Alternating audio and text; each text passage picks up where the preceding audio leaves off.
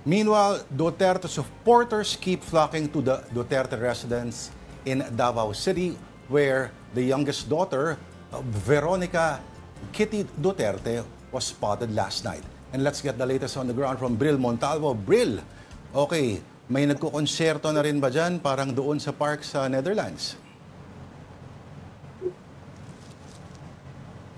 Bril. Alam mo, Lord, Yeah. Go. tayo ngayon sa tapat mismo ng bahay ni dating Pangulong Rodrigo Duterte dito nga sa Doña Luisa Subdivision sa Davao City. Kung mapapansin niyo dito sa ating likuran, dyan mismo ang gate ng bahay ng dating Pangulo at unti-unti na din dumadating dito ang mga taga-suporta ng dating Pangulo kasi nga naglagay ng mga taga-suporta ng standee ni dating Pangulong Rodrigo Duterte. At kagabi nga, Lord, ay dumalaw mismo dito sa kanilang bahay.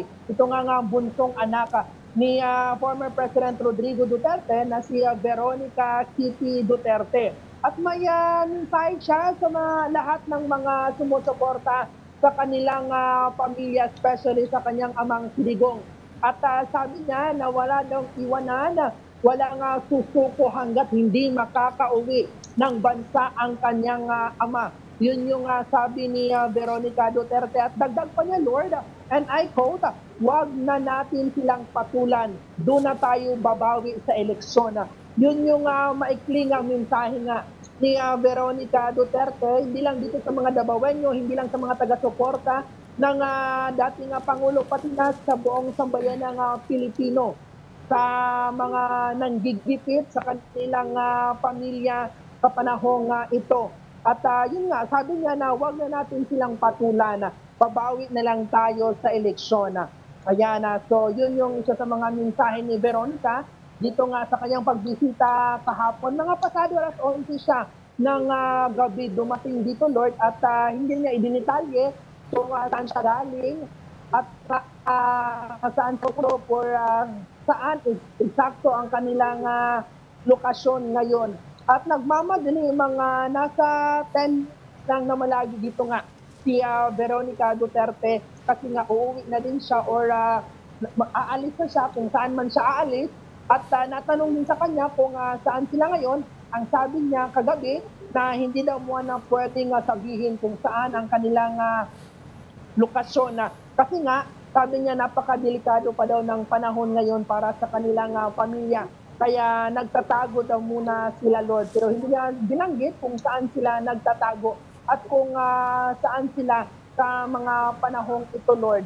At ngayong darating na Biyernes, ang ika-80th birthday nga ni dating Pangulong Rodrigo Duterte, ay marami ng mga naka-line up ng mga activity dito sa Davao City, sa iba't ibang lugar ng lungsod. May mga activity doon sa Rizal Park, doon sa San Pedro Square, sa gilid ng City Hall, Davao City Hall, at dito mismo sa labas ng bahay ni dating Pangulong Rodrigo Duterte ay may mga naka-line up na din na activity. Ngayon ng kaarawan ni Digong ngayong Friday, March 28. So abangan natin kung ano pang mga susunod na kaganapan dito mismo sa Davao City, Lord.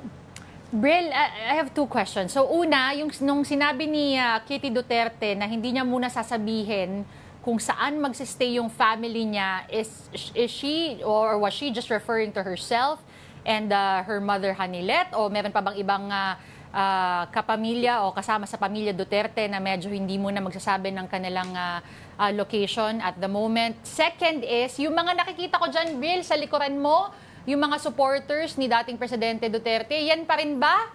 Do you see familiar faces? Sila pa rin ba yung mga supporters na nandyan na simula nung inaresto si Digong?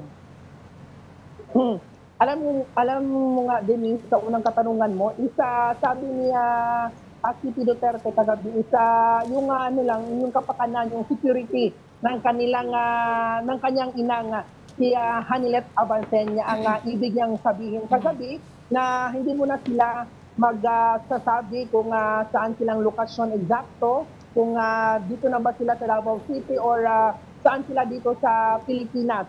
Yun yung sabi niya na para na din sa kanilang seguridad kasi nga napakadelikado.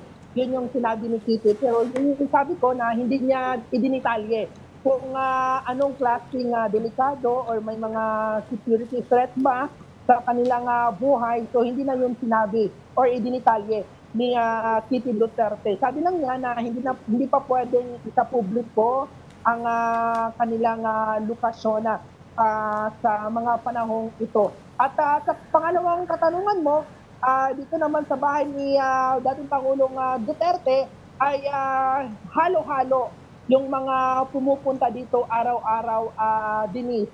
May mga iba, may mga taga Luzon, may mga taga Visayas, may mga taga Mindanao, yung mga nakausap natin dito.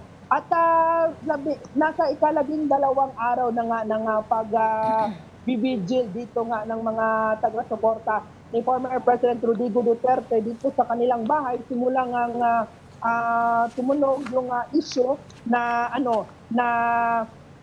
i-raid umano ng PNP itong ang kanilang bahay dito sa Doña Luisa. So yung tumunog yung balita last March 13. So nasa ika-12 araw na ngayon ang nasabing issue. Pero hanggang sa ngayon ay wala pa ring raid na nangyari at mariin niyang pinabulaanan ng Davao City Police at maging ng Police Regional Office 11 na fake news at hindi totoo ang nasabing raid. Alam mo sa mga oras na ito is medyo unti-unti nang dumadami ang mga supporters dito ni dating Pangulong Rodrigo Duterte at pagdating nga ng gabi ay mas dumadami pa yung mga taga-suporta dito at nag-aalay sila ng panalangin at nagsisindi sila ng kandila para sa kaayusan at ni Pangulong Rodrigo Duterte at ang panawagan nila ay ibalik na dito sa bansa ang dating Pangulo. Denise? May nakikita kaming standee sa likod, Bril. Pwede ka lumapit ba doon sa standee? Tingnan natin kung... Life size ba? Life size ba? At sino kaya nag-set up niyan? Yung standee, dalawang standee ni former President Rodrigo Duterte. So, naka-life size ito. Napakatangkad dito ni Digong Abot. Mas mataas pa sa akin itong standee ni former President Rodrigo Duterte. At may mga tent dito, may mga tent, may mga tarpaulin, at may mga pa-TV na rin. May film viewing din dito sa mga sa mga balita ni former President Rodrigo Duterte at may isa-isa na din yung pumupunta dito ang kanyang mga taga-suporta. At alam mo, may mga pagkain dito, maraming pagkain dito, maraming mga donors dito ng mga pagkain coming from different group na sumusuporta kay former President Rodrigo Duterte. So hindi tayo magugutom dito pag nakatambay tayo dito sa bahay ng dating Pangulo. Ayun, kung pwede lang raw ipadala sa Netherlands yung ibang pagkain dyan, naghahanap daw ng... kasi hindi raw makuha ng cook eh. Pero Bril, isa sa panawagan ng mga Duterte supporters ay of course yung pagpapauwi kay Digong. Gaano ba sila ka-kumpiyansa? How confident are they that na mapapauwi nga itong si former President Duterte? Of course, talking about the Duterte family as well. Alam mo, Denise, nakausap nga natin dito ang ilan sa mga taga-suporta ni former President Rodrigo Duterte at sabi nila na 100% silang yung assurance nila na maibabalik dito ang dating Pangulo sa bansa at nabubuhayan din sila ng loob tuwing nagsasalita nga ito nga si Vice President Sara Duterte doon sa The Hague, Netherlands, na ibabalik daw niya dito si former President Rodrigo Duterte. Alam mo, yung mood dito, isa positive naman yung mood dito. Nagdadasal sila, nagsisindi sila ng kandila at positibo sila na maibabalik dito. Hindi man ngayon sa kanyang birthday sa March 28, but within this year ay maibabalik dito ang dating Pangulo sa bansa. Bril, singit ko lang, what about yung Duterte family? May nakausap ka ba sa kanila and do they share the same sentiments, same thoughts na ganyan sila ka-confident na makakauwi si Digong this year? Alam mo, wala pa tayong nakikita, no? Last natin nakausap si Kitty last week at kagabi nga, pumunta siya dito ay wala naman tayo dito kasi mga pasado alas 11 na sila nakarating. Dito nga si Kitty is a surprise.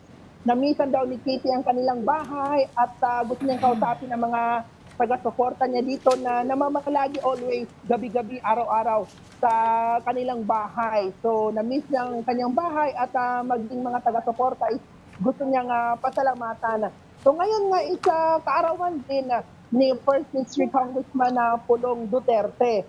So, wala pa tayong nakikita dito ng mga Duterte family na nandito ngayon na dumadalaw sa bahay ng kanilang amang si former President Rodrigo Duterte. At to think nandito lang yung bahay sa likod ko ni Mayor Baste.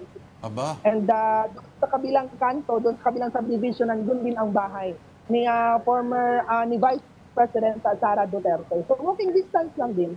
Oh, baka may pakain dyan mamaya. Pero Bril, kita ko nandiyan pa rin yung mga parol sa likod. Anyway, maraming salamat. Bril Montalvo, ang ating News 5 correspondent dyan po sa Davao. Thank you, Bril.